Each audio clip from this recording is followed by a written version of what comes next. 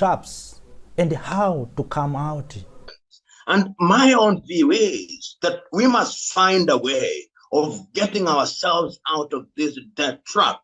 I remember in 1987 when Thomas Sankara was the president of Burkina Faso, he delivered a speech in Addis Ababa on the occasion of a meeting of the heads of states and government, saying we must release ourselves from this debt trap.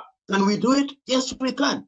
Because look at the kind of money that countries borrow from the IMF, $3 billion. Do you know the African individuals who can actually lend $3 billion?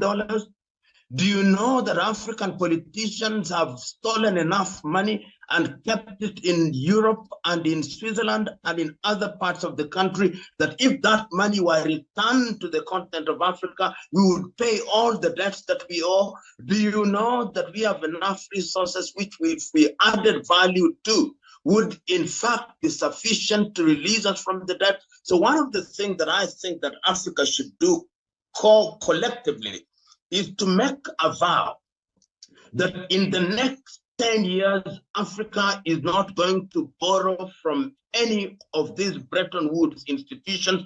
And even in terms of bilateral debts, we are going to relieve ourselves. And that calls into question the role of initially conceived African institutions like the African Development Bank. The African Development Bank now has about 88 shareholders, and some of the biggest shareholders are actually foreign countries. The second largest shareholder in African Development Bank now is the United States of America.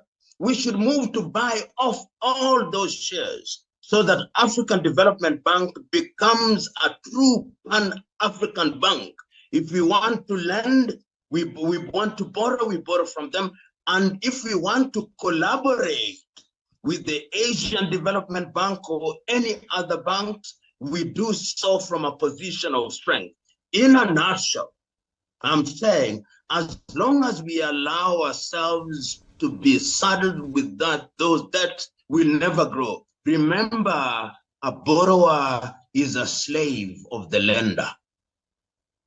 Be an extraordinary meeting of the African Union with only one agenda: to resolve all the ongoing conflicts. Because you must also remember that these erstwhile colonizers and these latter-day neo-colonizers also want Africa to continue to be a theater of conflict, because conflict is a multi-billion-dollar industry. And as long as there is conflict, they can take away our minerals. As long as there is conflict, they can sell us guns. As long as there is conflict, they can sell us armaments. As long as there is conflict, they can continue to control Africa. As long as there is conflict, they can continue to divide us. So I look forward to an emergency meeting of the African Union heads of states and government with a single agenda item.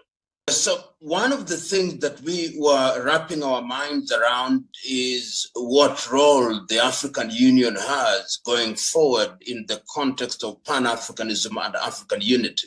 There are those who think that the whole idea of African unity and Pan-Africanism is just romantic and sentimental, and that those who talk about it are naive. But that is an improper understanding of what we mean by Pan-Africanism. Those of us who are votaries of Pan-Africanism proceed from the premise that first we've got to recognize as a people, whether we are Africans in the continent or Africans in the diaspora, that Africa in her diversity is unique. And her uniqueness provides her with an opportunity to grow politically, economically, technologically, and otherwise. And when we talk about enhanced unity, we are talking about our ability to trade, our ability to interact, our ability to use our resources to improve the quality of the lives of the people, our ability to administer our territories in a manner that is alive to African realities without being manipulated from outside. And we hold the view that if we trade intimately, if we work closely, if we allow African peoples to move across the continent, if we allow the African airspace to be free, and if we do all these things, then recognizing that it is an intergenerational task, ultimately, I have no doubt that as sure as a ripe mango falls from the tree, even politically, we'll begin to work closely. And that is the kind of vision that we have. Those who want to judge Africa within a period of 60 years are missing the point. This is an intergenerational affair. And let me tell you, we are going to continue. And if we don't succeed, our children will. And if our children don't, our children's children will do it. Wow. Well, the big question to many Africans is, why is Africa not benefiting from our vast resources?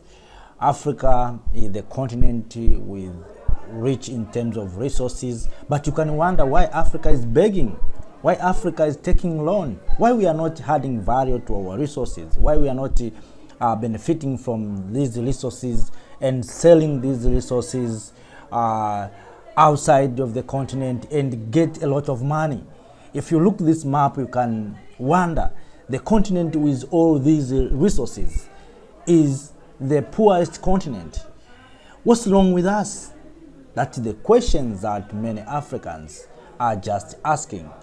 Where we have made mistake as Africans, so that you cannot benefiting from our own resources. We have no need for Africa to import food. We have no need for Africa to import oil. We have no need for Africa to have load shedding. We have no need for Africa to suffer the way the continent is suffering. Where we have made mistake, let us see what can we do as Africans to make sure that we are benefiting from these resources.